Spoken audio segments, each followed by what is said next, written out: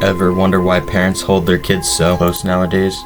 Whether it's going to the store or the park, no matter the time of day? Well, there happens to be a sort of breed of people that enjoy preying upon these children when the parents have their backs turned, preying on their fear, their bodies, their flesh. These disgusting beings are psychotic and should be avoided by the public eye, their actions immoral and their sins unforgiving. Serial killer Albert Fish was no exception.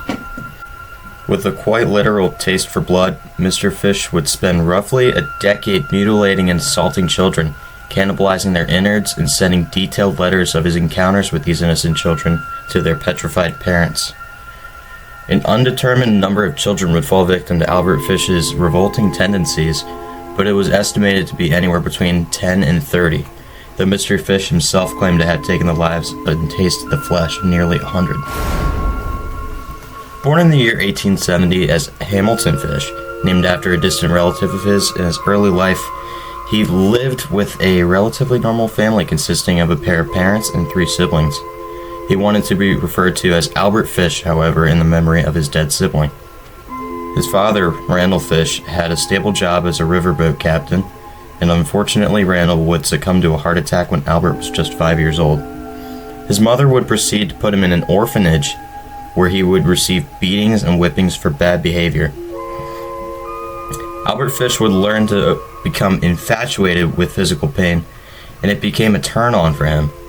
This portion of his life is what many historians believed started his psychological damage, and what would plant the seed for his blooming desire for the mutilation of himself and others. Throughout the years, Albert would get into a number of homosexual relationships and spend his weeks watching young boys undress in public showers. He would be introduced to coprophilia and urophilia by his partners. At the age of 20, he became a male prostitute and would rape boys as young as 6 years. He eventually married at the age of 28 to a girl only 19 and would proceed to have 6 children of his own. He was arrested for embezzlement and was set to go to Sing Sing prison in 1903, and until then would continue to rape young boys while working as a painter, a profession he would hold on to. After a trip to an anatomically correct wax museum, he became infatuated with the castration and dismemberment of male genitalia. His wife would later leave him, and he began hearing voices, believing that Christian apostles were trying to contact him. Albert Fish would proceed with what was regarded as his first attack in 1910 on a child named Thomas Bedden, who had mental issues. He would usually target mentally challenged young boys or African American young boys because he believed that they would be missed the least.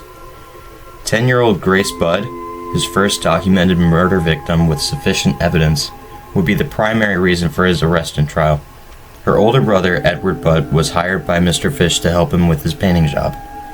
He was able to trick Edward into allowing him to bring his sister to a birthday party, which turned out to be an abandoned building, where he would proceed to undress, strangle, dice, and eat the poor girl.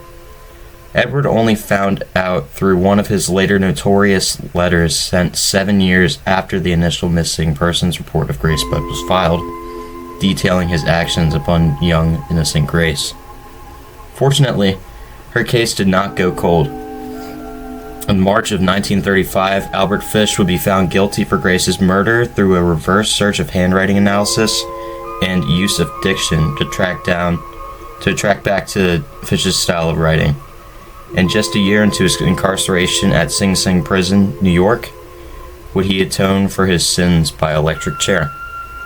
On the night of January 16th, 1936, at the age of 66, Albert Fish fried. The graphic sexual behaviors and mutilation-derived nature of Albert Fish mashed together into an amalgamation of a serial killer, still renowned for being one of the deadliest and most psychotic men to ever saunter the face of the earth.